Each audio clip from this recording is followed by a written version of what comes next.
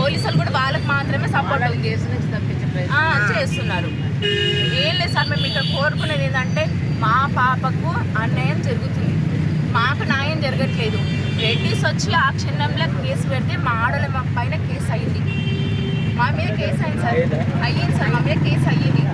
మా మీద ఎందుకు కేసు అయింది సార్? కొట్టేది వాళ్ళ వంతే, చంపేది వాళ్ళ వంతే, మాటలు అల్లేది వాళ్ళ వంతే, కేసులు అయ్యేది వాళ్ళ వంతేనా సార్?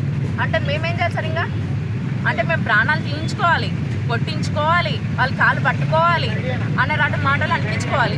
వాళ్ళు ఏమన్నా ఏ గెలిచి మాటలన్నా మేము పడాలి, వాళ్ళు అన్ని చెప్పినట్టు మేము వినాలి సార్. ఇంకా 5 మంది మీద పెట్టేసాం, అది కూడా ఆడల పైన, ఒక 2 మొగల పైన. ఆడలం మేము కొట్టినామంటే మేడం, ఆడలం వాళ్ళు ఒక్కొక్కరు దున్నపోతులాగా పంది బలిచిన కొడుకులు, రెడ్డిస్ కొడుకులు. మేము ఆడలం కొడతామా సార్? మేము ఆడలం కొడతామా? మేము ఆడలం కొట్టిన దెబ్బలు చూపించామనండి. వాళ్ళు కొట్టిన దెబ్బలు మా ఆడల పైన మేము ఎక్కడెక్కడ చేసి మేము చూపిస్తాం. మా ఆడల ఎక్కడెక్కడ మేము కొట్టినా ఆ దెబ్బలకు మేము చూపించామని, వాళ్ళకి ఎంత ఖర్చు అయిందో, వాళ్ళ దెబ్బలకు ఎంత అయిందో మేము ట్రీట్మెంట్ ఇప్పిస్తాము.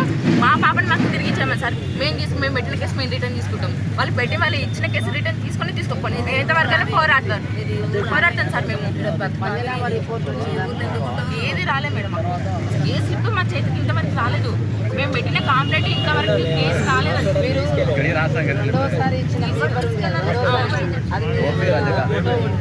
ఫోటో ఉంది మేడం, ఇక్కడే చేస్తాం, మేము ఇక్కడే ఉంటాం.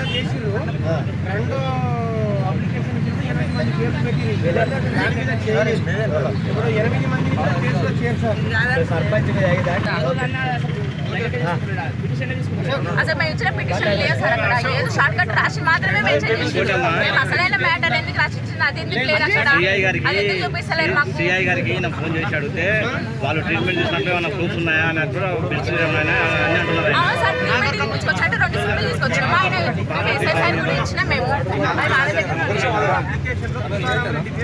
ఉంది సార్.